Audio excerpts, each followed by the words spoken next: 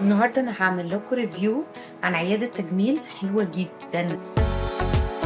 انا ظبطت اللبس، عملت كده كونتور وعملت فيلينج بسيط 1 مللي بدقني، والاوتكم بصراحه عجبني جدا. سيمتريكال، مفيش كلاكيع، مفيش اي حاجه.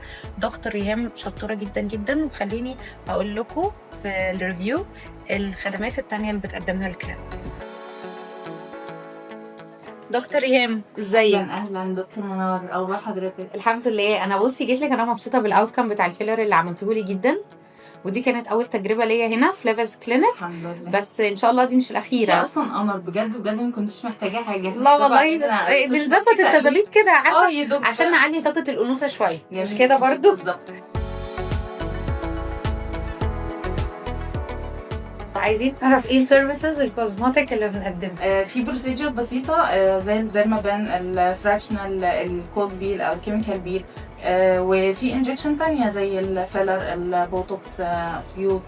كل دي حاجات بتقدمها العياده. عندنا هنا جهاز الفراكشنال سي اوتو ليزر، اللي ما يعرفوش بيعالج الاثار الجروح والحروق والندبات واثار حب الشباب.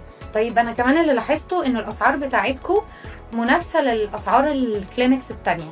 يعني انا عن تجربتي الشخصيه الاسعار احسن بكتير، وبتقدموا اوفرز حلوه.